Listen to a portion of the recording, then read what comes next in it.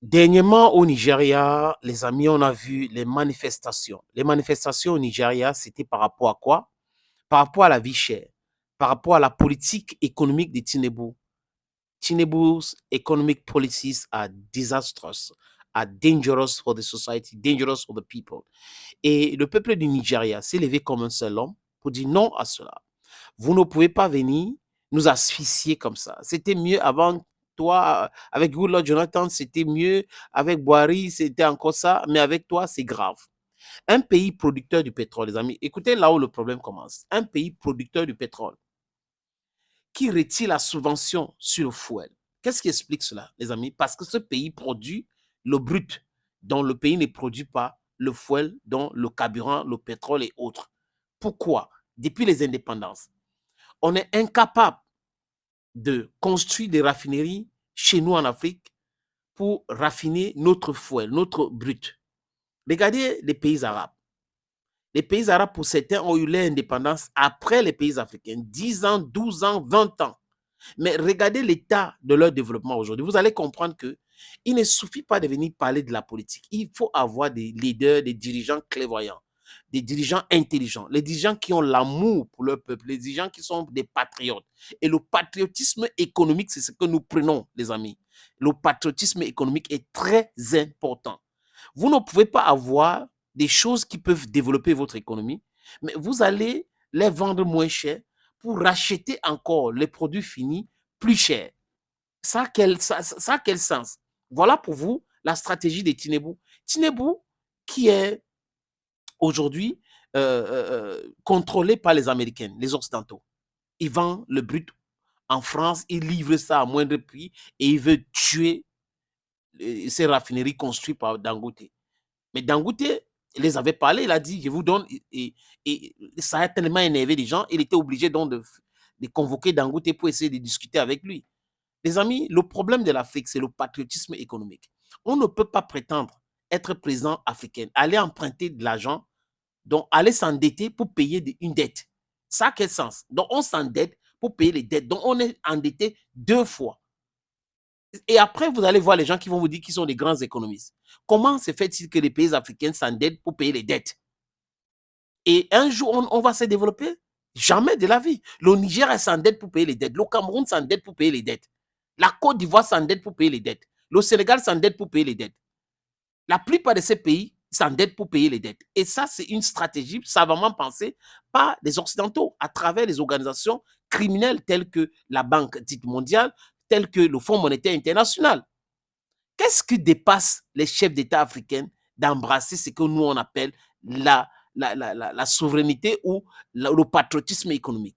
Savoir que nous avons telle chose. On doit former des gens pour savoir exploiter ce que nous avons. On doit créer des industries pour pouvoir transformer ce que nous avons, pour créer de la valeur, ce qu'on appelait plus-value. They don't want to do that. Why is it that they don't want to do that?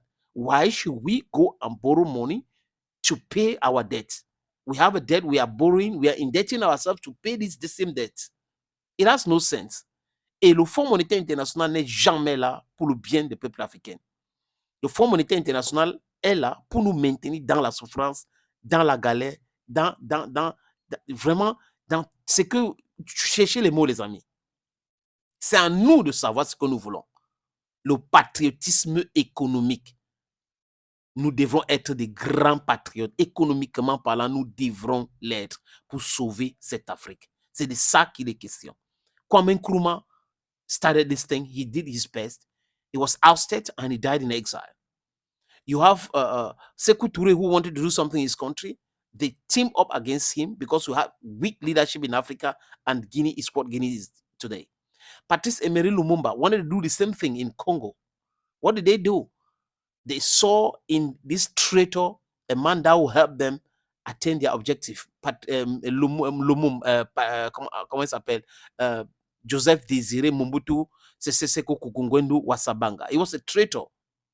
What did he do? He assassinated Patrice Emery Lumumba, who wanted to connive with Kwame Nkrumah to create a confederation to liberate Africans. They connived with him. What did they do in 2011? They killed the aspirations of Africans by killing Gaddafi just because they never wanted Africans to have their own money. C'est exactement ce qui s'est passé, les amis. Nous devons être vigilants, très, très vigilants. Et au Nigeria aujourd'hui, il y a un mouvement panafricain qui est en train de naître. Nous devons soutenir ce mouvement. We must support that Pan-African movement we did for Nigeria by communicating, by helping others to gain more knowledge, by informing those who are abroad who don't have interest in these things to have interest, because it is our common property. Africa belongs to us. Now only we go build Africa, not be any other person who can build Africa for we. So this movement for Nigeria now, it be very important movement where all of us must support them. It be very, very important to say we will support this movement, and now so we go save this our Africa. But friends, I'll propose to now some plot the way it did Douala way with the Selam. Two plot, one for Japoma, one for Bonapriso. Bonapriso na 576 meter square. For Japoma na 1000 meter square. So if una you want invest for Douala, una fi call me for 680 873737. 680 87 37 37.